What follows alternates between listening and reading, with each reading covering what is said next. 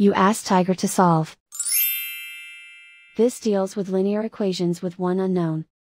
The final result is x equals 3/5. Let's solve it step by step. Simplify the expression. Group like terms. Simplify the arithmetic. Group all constants on the right side of the equation. Subtract 7 from both sides. Simplify the arithmetic.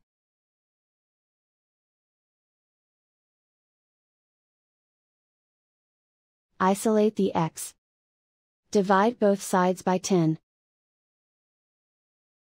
Simplify the fraction. Find the greatest common factor of the numerator and denominator.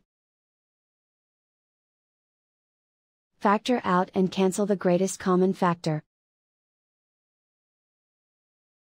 And so the final result is x equals 3/5.